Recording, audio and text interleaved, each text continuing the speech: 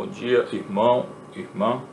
Nosso Evangelho do quarto domingo da Quaresma. Quarto domingo da Quaresma. É João 3, 14 a 21. João 3, 14 a 21. Bora ler e entender, interpretar pouco a pouco. Como Moisés levantou a serpente no deserto, assim é necessário que seja levantado o Filho do Homem, a fim de que todo aquele que crê tenha nele a vida eterna. Esse versículo 14 já tem muita verdade aqui. A grande questão, quando a gente lê o Evangelho de nosso Senhor Jesus Cristo, a primeira coisa é ter consciência que é palavra de nosso Senhor Jesus Cristo. Não é uma palavra meramente humana, é palavra humano-divina, porque nosso Senhor é homem e é Deus. Então, é palavra de Deus que eu tenho que seguir, que eu tenho que obedecer, que eu tenho que colocar em prática, se sou católico, apostólico, romano, se sou cristão. Para colocar em prática, eu tenho que entender o que nosso Senhor quer nos comunicar com a sua palavra. Ele fala aqui que Moisés levantou a serpente no deserto. E no capítulo 3, se vocês recordam, tem o encontro do Senhor com Nicodemos, que é aquele judeu medroso que tinha medo de se manifestar como cristão, tinha medo de dizer que era cristão, de afirmar que era cristão, era um membro do sinédrio fariseu, mas que só ia a nosso Senhor de noite com medo do que os outros iriam pensar acerca dele. Infelizmente, tem pessoas assim, tem medo de se manifestar, tem medo de dizer que é cristão católico.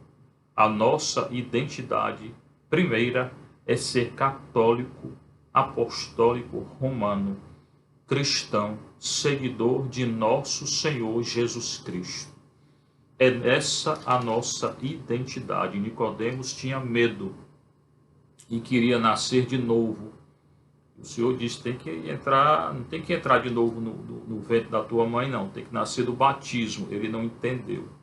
Então, para entrar na ótica da salvação, tem que ser batizado na Igreja Católica Apostólica Romana. E o Senhor continua esse diálogo com Nicodemos, falando do que é a verdade e como se entra na ótica da salvação. Como Moisés levantou a serpente no deserto. É engraçado que muitos protestantes dizem que é proibido fazer imagem. Eles citam o texto do Êxodo 20, e é verdade, Êxodo 20, nosso Senhor proíbe Deus fazer imagens. Mas vamos entender quais são as imagens que não podem ser feitas.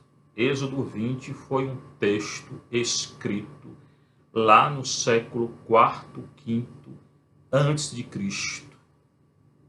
Nossa Senhora ainda não tinha nascido, nem os santos da Igreja Católica. Os protestantes dizem que não podem fazer imagem de Nossa Senhora e dos santos. Eles não tinham nascido quando esse texto foi escrito.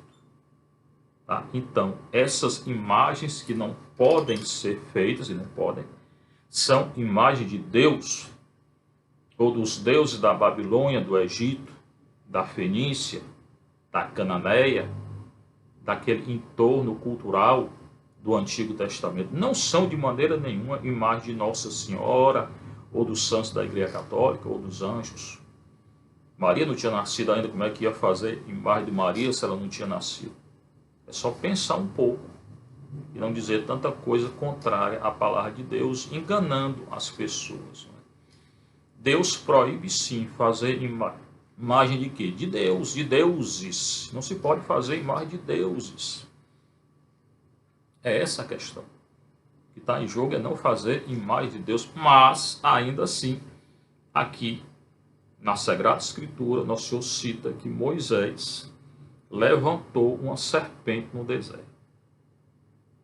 Se não pode fazer imagem, aqui tem uma imagem no Antigo Testamento. Será que os protestantes nunca viram, não?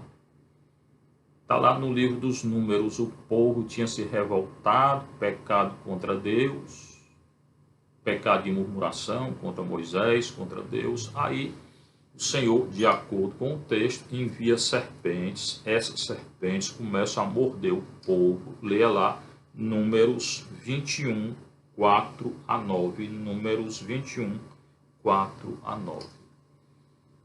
Começará a morder o povo, as serpentes.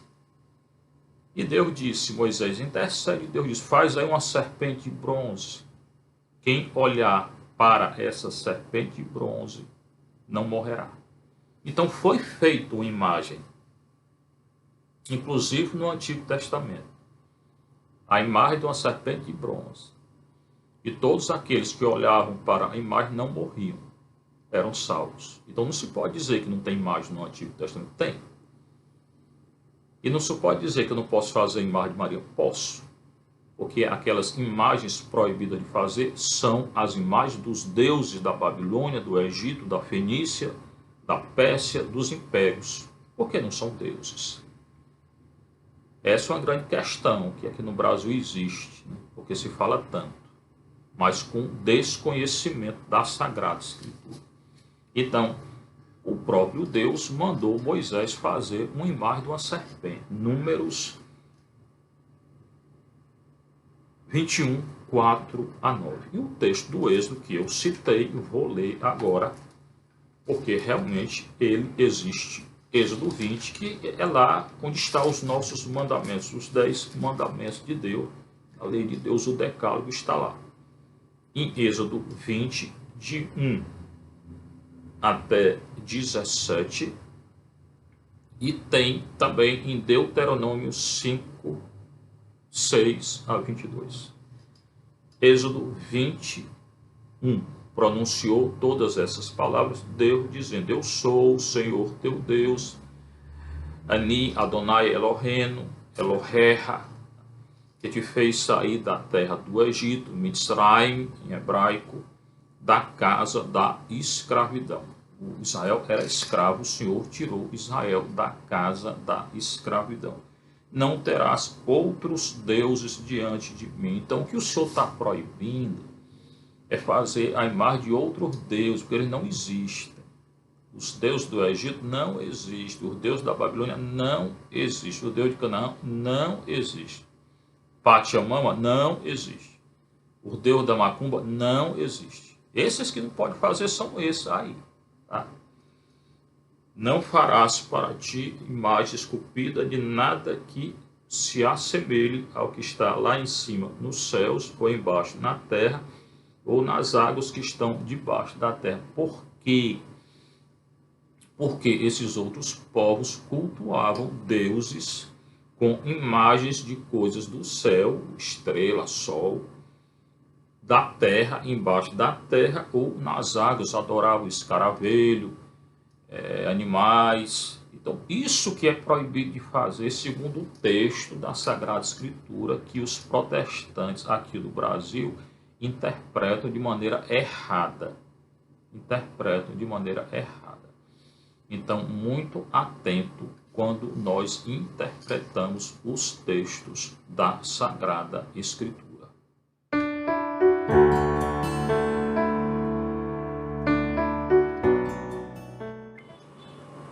Como Moisés levantou a serpente no deserto, continuando a reflexão de João, assim é necessário que seja levantado o Filho do Homem. O Senhor agora se compara com aquela serpente que Moisés levantou no deserto, que Deus mandou ele fazer para que o povo de Israel não fosse condenado, mordido e não morresse.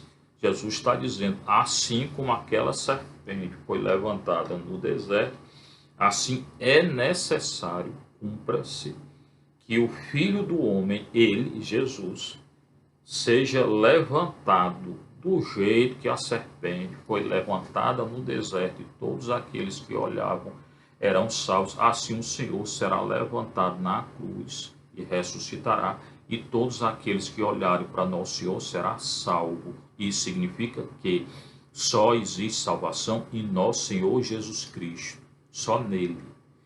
E ele entregou a plenitude da revelação, coloquei aqui citando na homilia passada, a plenitude da revelação ele entregou à Igreja Católica Apostólica Romana, está lá no Catecismo da Igreja Católica e na Constituição, um decreto, na verdade, o decreto Unitatis Redintegratio do Concílio Vaticano II, números 3 e 4, que a Igreja Católica possui a plenitude da revelação. Então, não existe salvação sem Cristo, sem a Igreja Católica Apostólica Romana. E as outras pessoas serão salvas através de quê? Se não tiveram possibilidade de conhecer a verdade, a salvação irá até elas através de Cristo e da Igreja Católica Apostólica Romana. De outro modo, tem que se converter à fé da Igreja Católica Apostólica Romana, a única igreja fundada por Cristo. Leia lá Mateus 16, quando Jesus diz a Pedro, tu és pedra, e sobre esta pedra edificarei minha igreja. Essa é a verdade não só da Igreja Católica, que tem a plenitude da revelação, como a verdade da Sagrada Escritura, do Evangelho. Eu só estou lendo aqui o Evangelho e a Escritura explicando. Assim como Moisés, que é o grande profeta do Antigo Testamento, ele, a lei, mas é um profeta, junto com Elias, lei e profetas, que nosso Senhor cita na Transfiguração, Mateus 17, e afins, dos sinódicos. Assim como Moisés levantou a serpente no deserto, é necessário que o Cristo, ele, Jesus, seja levantado. Então aquela serpente no deserto é figura de Cristo. Por quê? Porque lá eles olhavam a serpente e não morriam, eram salvos. E quem olhar para Cristo, confesse, converter, se batizar, receber o sacramento na Igreja Católica Apostólica Romana, será salvo. De outra maneira, não. A fim de que todo aquele que crer nele tenha a vida eterna. O que é que eu tenho que fazer? Olhar para a cruz, acreditar em Jesus, e assim eu serei salvo. São palavras de nosso Senhor. A fim de que todo aquele que crer tenha nele a vida. Se eu acreditar, crer em nosso Senhor, suspenso na cruz e ressuscitado, eu já tenho a vida eterna. Para João, a vida eterna não é só quando eu morrer, não. Para João, a vida eterna, o Evangelho de João, começa aqui na terra, quando eu acredito em nosso Senhor. Só isso, Só que acreditar tem que ser o quê? Seguir nosso Senhor. Seguir o mandamento que ele explicou e que ele viveu. Qual é o maior mandamento? Dar a vida pelos outros. Então, eu tenho que crer e seguir o mandamento de Deus. O que, infelizmente, hoje a humanidade não segue. Por quê? Porque a humanidade cria lei do anticristo, cria leis contra Cristo. Quais são? Divórcio é do anticristo. Não existe divórcio na Igreja Católica. A Igreja admite quem é casado não consegue, o relacionamento não deu certo, admite a separação. Casar de novo não pode. E se casou de novo, pode comungar? Não. Está lá em Mateus 19. Leia Mateus 19. Então, o aborto, o divórcio contra a lei de Deus, o aborto, o divórcio é contra a lei de Deus, porque é contra Mateus 19. O aborto é contra a lei de Deus. A cada segundo no mundo morre uma criança abortada. Segundo, contra a lei de Deus. Onde é que está? Decálogo, Êxodo 20, não matarás. Eutanásia, contra a lei de Deus. Onde é que está escrito? Decálogo, Êxodo 20, não matarás. Tá, então, divórcio, aborto, eutanásia, relação civil ou relações civis de pessoas do mesmo sexo contra a lei de Deus. Onde é que está? Levítico.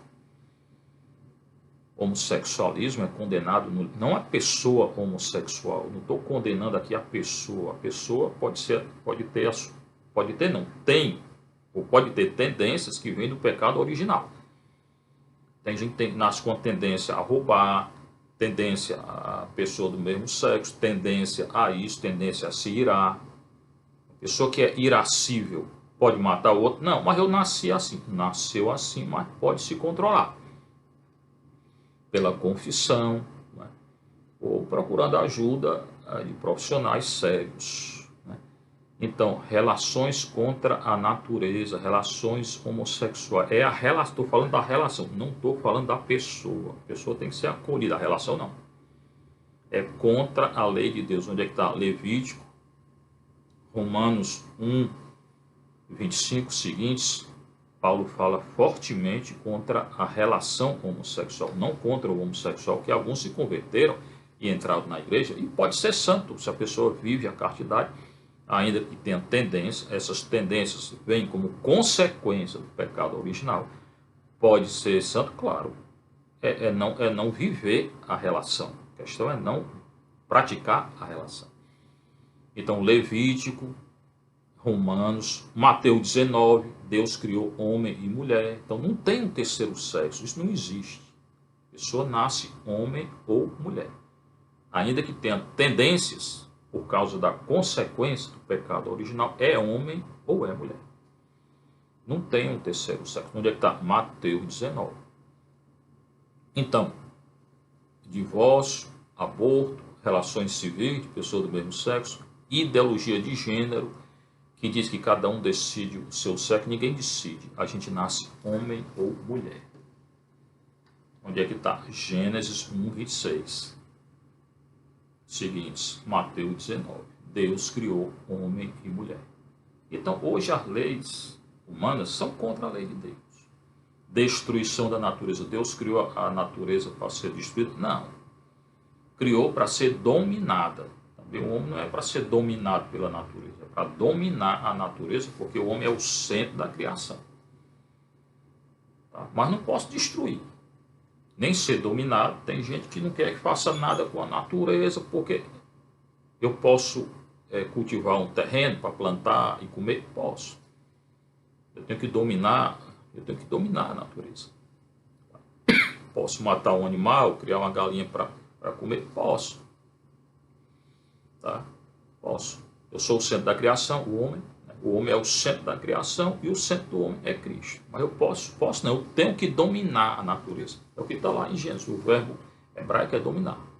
E não ser dominado. Não é que não posso fazer nada com a natureza, como se tivesse espírito. Não tem nenhum espírito na natureza. Pachamama não existe, não é Deus. E quem se curva diante dela não é mais católico. Ou é monolátrico, ou é politeísta. E a nossa fé católica é monoteísta. O que é a fé monoteísta? Só existe um Deus. O que é a fé monolátrica? Eu adoro o Deus verdadeiro, mas admito a existência de outros deuses. Eu posso fazer isso? Não. Eu posso ir à igreja católica, macumba? Não. Posso ir à igreja católica, ao espiritismo? Não. Não existe outro Deus, nem outro espírito, nem comunicação de morto, como diz o espiritismo. Isso não existe. Só existe um Deus e pronto. Essa é a fé católica. Nós não admitimos a existência de outro Deus. E o politeísmo é quando adora vários deuses. O mundo hoje ou é politeísta, a maioria, ou é ateu, ou é monolátrico. Alguns que se dizem católicos são monolátricos. Adoram a Deus e aceitam outros deuses. Não pode. Na fé católica não pode. Quem é católico assim não é católico. Tá? Então, é necessário que seja levantado o Filho do Homem. O Senhor está dizendo que ele irá morrer e ele irá ressuscitar.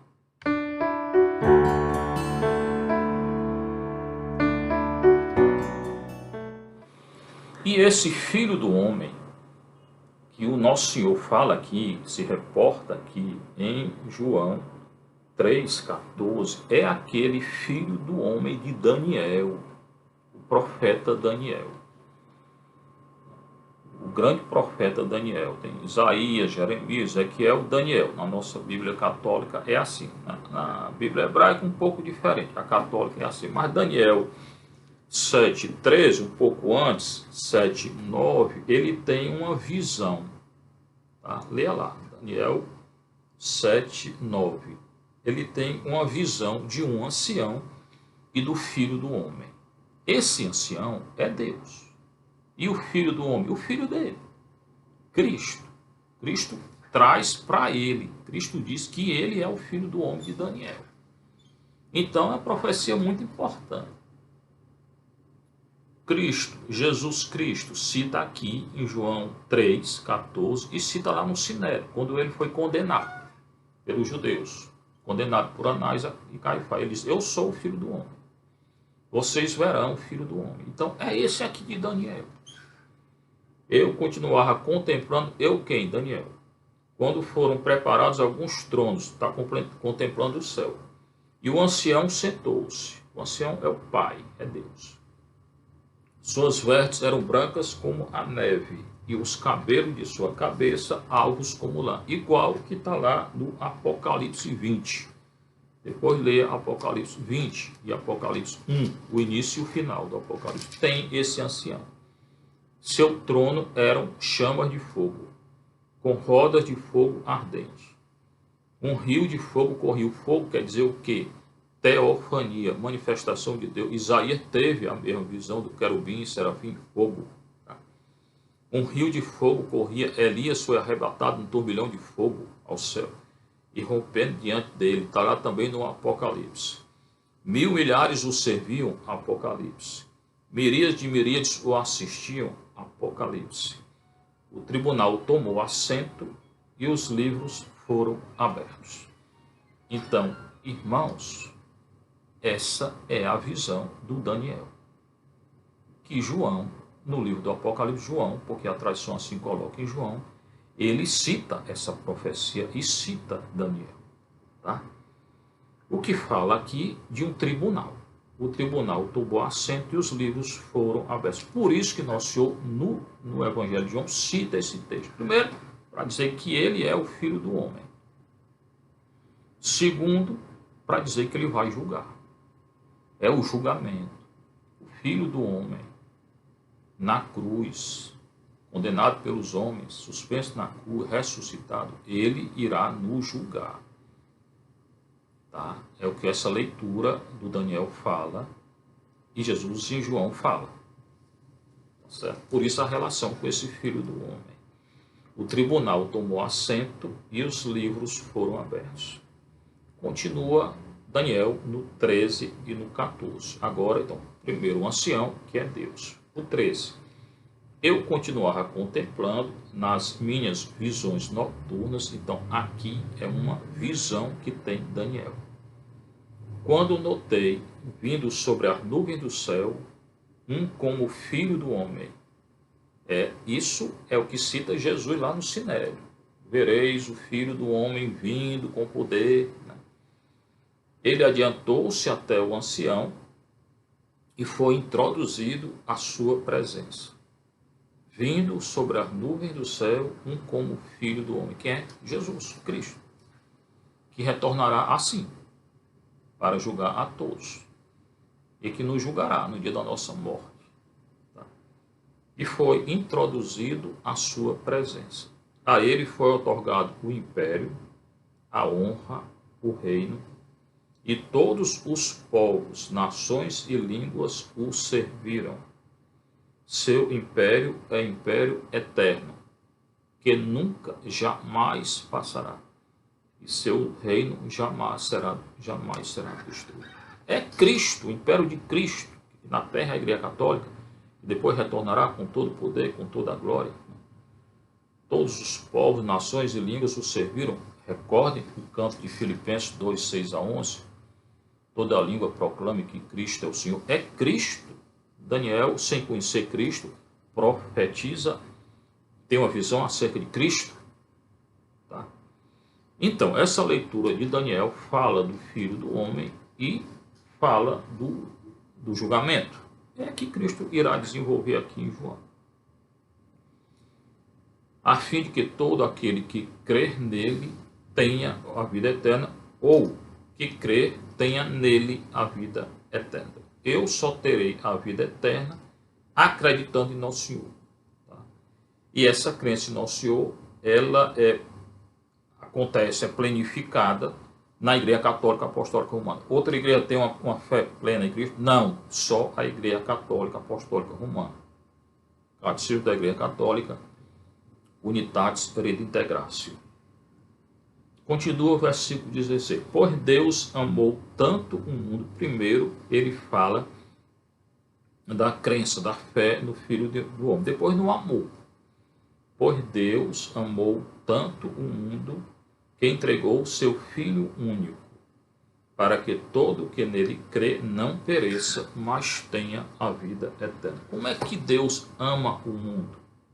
Nos entregando o Filho dele. Então, o que é que significa amar o mundo, as pessoas? Dar a vida pelo outro. Por quê? Porque foi assim que Deus fez. Ele deu a vida do Filho, que é um com ele, por nós, para a nossa salvação. De certa forma, Deus morreu com Cristo, porque é um Deus só. Nesse sentido, que é um Deus só. Então, Deus deu a vida dele em Cristo, por nós, para a nossa redenção. Deus se deu em Cristo por nós. Deus se deu em Cristo e Cristo deu a vida dele por nós. Esse é o amor em João. O amor cristão é esse, é dar a vida pelos outros. Não é o amor sentimento das novelas, das paixões. Por que que o mundo está perdido? Porque o mundo coloca o amor no sentimento. Então, se um homem tem sentimento por outro, pode, não pode.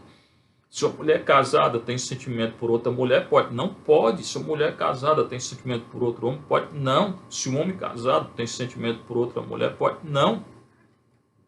Porque não é o sentimento que governa, é o amor cristão. O amor não é sentimento. E o que é o amor cristão? Dar a vida pelo outro. O homem casado tem que dar a vida pela esposa, pelos filhos. A mulher casada dá a vida pelo marido, pelos filhos. O padre dá a vida pela comunidade. É esse o amor cristão. Não é o sentimento, porque eu estou sentindo. Você pode sentir o que você quiser. Não é isso que diz. Não é isso que direciona a nossa vida. É o amor que vem da vontade de dar a vida pelo outro. É um ato da vontade, não é do sentimento. Nem da carne. Pior ainda da carne. Hoje a carne, tudo é carne, tudo é sexo, é relação sexual. Não é isso que governa a humanidade cristã. O amor cristão não é nem carne, nem sentimento. É uma vontade, um ato da vontade de dar a vida pelo outro. Esse é o amor cristão. Pois Deus amou tanto o mundo que entregou o seu Filho único para que todo que nele crê não pereça, mas tenha a vida eterna. Então, eu, acreditando em Cristo, né, me entregando a Cristo e vivendo esse amor de Cristo, que é dando minha vida pelos outros, eu terei a vida eterna. A vida eterna virá assim, não é só dizer eu creio, não. É eu dizer eu creio e eu dar minha vida pelo outro, pelos outros. O casado na sua vocação, o padre na sua vocação, o solteiro na sua vocação. Os filhos dando a vida pelos pais e não praticando eutanásia, não é? Colocando no asilo e depois praticando eutanásia, que é o que estão fazendo hoje. Tá?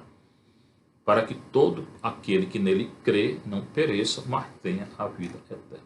Então aqui já faz uma relação entre o amor que dá a vida e a crença, que é o que está escrito na carta de João, primeira carta, a fé e o amor, a caridade. Volto a dizer, amor cristão não é um sentimento. O amor cristão é dar a vida pelo outro.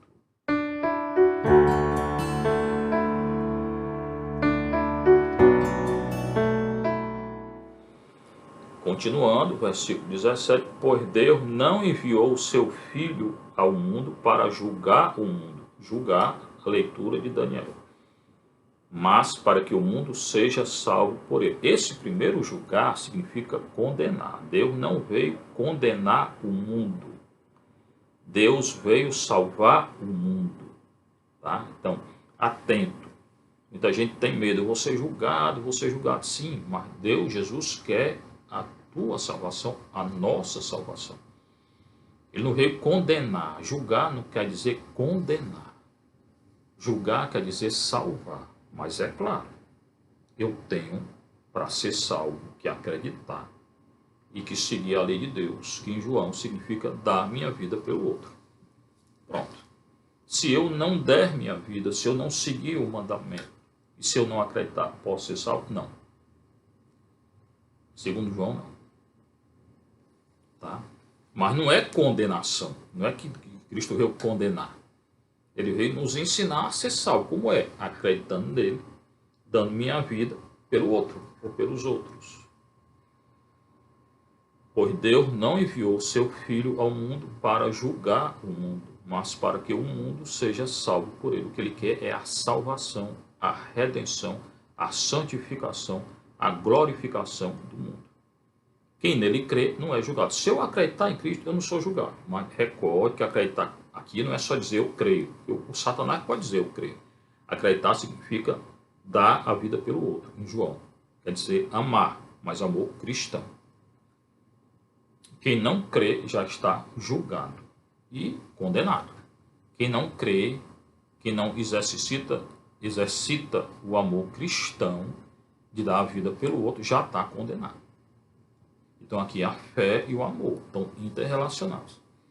Porque não creu no nome do Filho único de Deus. Aqui entra a questão do nome. O nome de Deus é o próprio Deus. Quando Deus se manifesta a Moisés, Êxodo 3,14, no hebraico, R-E, Asher, R-E, no grego, Ego eimi, Roon, eu sou aquele que sou, no grego, ou eu sou aquele que vou fazer algo por ti, te tirar do Egito, no hebraico. O nome, Adonai, é o próprio Deus. O nome de Deus é essência e existência. O Deus de Israel é essência e existência. Ele é e ele existe, no caso de Cristo, enviando seu Filho, que se encarnou, existiu também na história, não é? Essência e existência também, porque o Deus que é, tirou Israel do Egito, age no concreto da história. Não é só um Deus de fantasia, não. Eu creio em Deus, Deus está lá no céu, aqui na terra eu faço o que eu quero. Não é esse o Deus católico. E muitos católicos vivem assim, não é? Crê em Deus e pronto, vive do jeito que quer. Não é esse o Deus. Se você crê em Deus, você tem que viver segundo Deus. E em João, que está muito claro o que é viver segundo Deus, acreditar nele e dar a vida pelos outros, né? Que é o amor cristão. Então, o nome de Deus representa a Deus, é o Filho de Deus, o único Deus. Versículo 19, este é o julgamento. Agora entra no julgamento que Daniel fala lá, né? Daniel 7, 9 a 14. Qual é o julgamento do mundo? A luz veio ao mundo. Quem é a luz? Cristo. Mas os homens preferiram as trevas à luz. É o que está acontecendo hoje. A humanidade está imersa em treva do pecado. E tem a treva desse vírus aí, que é consequência do pecado. Deus não criou esse vírus, porque é muito claro, tudo que Deus fez é bom, ou foi bom, é bom. Está lá em Gênesis 1, primeiro relato da criação. Tudo que Deus fez é bom. O vírus é bom? Não. Então Deus não fez. Até porque a gente não sabe nem a origem, né? Lá na China tal, não se sabe qual foi o animal que ele veio, não. Tem várias teorias. Então, o vírus, o pecado, o mal, todo o mal que existe a nível biológico, físico, psicológico, seja qual for, é consequência, segundo nossa Igreja Católica Apostólica Romana e a Sagrada Escritura, é consequência do pecado original. Esse vírus é consequência do pecado original e consequência dos nossos pecados pessoais. Como é que ele vai passar? Primeira coisa, para nós católicos, se converter. A humanidade quer que o vírus passe? Quero. Se converta. Claro, tem que seguir a ciência, as orientações que são dadas aí. Ainda que a ciência, ela parece um cego no escuro, né? Ela não sabe direito o que fazer. Mas tem algumas indicações. Máscara, gel, álcool, isso aí tudinho, tá certo? Vacina, desde que não seja aquela, porque tem vacina aí que vem de célula de feto abortado. Essa não pode tomar, para nós católicos, né? Então atento. Mas as medidas aí que não sejam contra, a gente segue. Fechar a igreja é medida correta? Não. O Estado não tem esse poder, essa autoridade de fechar a igreja. O Vaticano emitiu uma nota ano passado, essa nota continua válida. O Estado não tem esse poder de fechar a igreja. Até porque a igreja não foi responsável por isso. Recordem as eleições passadas, que muitos políticos, inclusive, que foram eleitos, fizeram foi festa lá, ninguém com máscara, todo mundo se abraçando, se agarrando, colocaram os vídeos nas internet aí. Fora os comitês, né, circulando na nossa paróquia, por exemplo, era um aglomerado total de pessoas com máscara, sem máscara, ninguém respeitando nada. E agora está aí a consequência. Aí eles fazem tudo isso, os políticos, e agora o fecho à igreja. O político não tem autoridade de fechar a igreja. Então, e é inconstitucional, porque, segundo a Constituição do Brasil, minha fé é de foro íntimo e eu posso manifestá-la. O Estado não tem o direito de fechar a igreja, não. A igreja não foi a responsável pelo vírus, a igreja não criou o vírus, a igreja não desenvolveu o vírus, a nossa igreja, todo mundo com máscara, com gel, com distanciamento, e agora vai fechar a igreja? Melhor fechar o Estado, né? Porque foram eles os responsáveis, não a igreja católica. Tá? Então, o mundo hoje está imerso em treva. Esse vírus é consequência do pecado original. Certamente eu tenho que ter cuidado, ter prudência, né? Embora a igreja não pode fechar, porque a igreja não é responsável por isso. Tá? E só vai passar completamente quando a humanidade se converter. Que todo mal é consequência do pecado. Mas o mundo que está imerso em treva não entende isso. O mundo não se aproxima da luz. O mundo não está querendo se converter a Nosso Senhor. Essa é a questão. Tá? Este é o julgamento. A luz veio ao mundo. Quem é a luz? Cristo. Mas os homens preferiram as trevas à luz. O pecado à luz. O erro à luz. O vírus à luz. Ah, não quero o vírus não. Pois então deixe de pecar. Porque a impressão que tem é que querem que passe o vírus e voltar ao carnaval, ao pecado, à aglomeração, à bebedeira, ao assassinato, à rixa, à união civil contra a natureza. É isso, a humanidade quer que passe o vírus para voltar a pecar. Nesse sentido, é melhor que não passe. Entende o que eu estou dizendo? Porque o pecado vai gerar outras doenças. Se não se converter, outras coisas virão. Não porque Deus quer. É consequência do próprio pecado. Preferiram as trevas à luz, porque suas obras eram más. As obras do mundo são más. Divórcio, aborto, eutanásia, relação civil de pessoas do mesmo sexo, ideologia de gênero, né? Corrupção política, que no mundo todo tem, destruição da natureza, tudo isso é mal. É contra a lei de Deus. Legalização da droga, estão querendo legalizar a droga. Em alguns estados já legalizaram. Nos Estados Unidos, alguns estados legalizaram a maconha. Contra a lei de Deus. Pois quem faz o mal, continua João, odeia a luz e não vem para a luz. Claro, quem está no pecado quer continuar pecando. Isso é claro, né? A gente vê toda hora, todo instante. Para que suas obras não sejam demonstradas como culpadas. Quem quer pecar se afasta da luz, peca cada vez mais. E muitas vezes se esconde. Embora hoje o pecado está tão claro aí, né, que estão colocando nas internet, nos grupos, em todo canto. O pecado mesmo, grande. Né? Quem faz o mal odeia a luz. Quem é do Satanás odeia Cristo. Quem é do anticristo odeia Cristo. E não vem para a luz. Não se converte, infelizmente. Aí tem a consequência do vírus, porque o povo não quer se converter. para que suas obras não sejam demonstradas como culpável. Quem peca não quer reconhecer que peca. Qual é o pecador que, quando ele diz isso é pecado, ele aceita? Pelo contrário, né? Quando a gente diz que a relação civil entre pessoas do mesmo sexo é um erro, as pessoas pensam que é contra elas não aceitam. Não é contra elas, é contra a relação. A gente ama o pecador, quer converter o pecador, mas não aceita o pecado. Aquela adúltera lá em João 7,53 a 8,11, aquela mulher adúltera, que levaram até Nosso Senhor e diz: ninguém te condenou? Não, nem eu, mas não peques mais. Ele aceitou, Jesus aceitou a mulher pecadora e disse não peque, mas não aceitou o adultério. Disse não peques mais. Então a gente aceita o pecador, não aceita o pecado. Ele não aceitou o adultério, ele não aceita o adultério. Ele perdoou e disse não peques mais, vai e não peques mais, para que não te aconteça algo pior. O que seria algo pior para ela? Morrer, ser apedrejada e perder a vida eterna, que é pior ainda. Quem morre em pecado mortal perde a vida eterna, se não se arrepender. Né?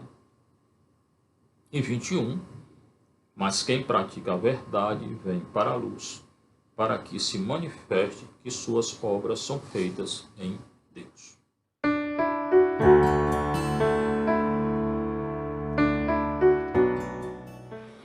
Então, o irmão, no versículo 21, quem pratica a verdade, o que está falando o evangelho de hoje? Da verdade, da fé, da caridade, do amor cristão, que é dar a vida pelos outros, tá? Se afastando do pecado, seguindo a lei de Deus. Quem pratica a verdade, e Cristo é a verdade, vem para a luz, que é Cristo, para que se manifeste, ufanós é manifestação, teorfania, teosufanos, a manifestação de Deus, que suas obras são feitas em Deus. Tá? Quem pratica a verdade se aproxima de Cristo, que é a luz, e assim se manifesta, ou para que se manifeste, proposição final, que suas obras, causal, que suas obras são feitas em Deus. Tá? Quem é da verdade se aproxima de Cristo e assim é manifestado que as obras deles são feitas em Deus. Irmãos, então essa é a leitura do Evangelho do quarto domingo da Quaresma. Muito importante, vocês viram que é muito importante, muita coisa, muita verdade. O Senhor fala da fé, de acreditar nele, da serpente levantada no deserto, né? Do mandamento, Êxodo 20, não fazer imagem, mas atento, são as imagens lá do Egito, tá? Que ele é aquela serpente que foi levantada, só quem crê nele vai ser salvo, e no amor cristão. No final, ele termina com a verdade. Infelizmente, hoje o mundo tem medo da verdade. A verdade é Cristo. Ele é a única verdade. Então, vamos nos deixar conduzir por essa única verdade que é Cristo. O Senhor esteja convosco. Bênção de Deus Todo-Poderoso, o Pai, o Filho e o Espírito Santo. Maria passa na frente, São Miguel Arcanjo.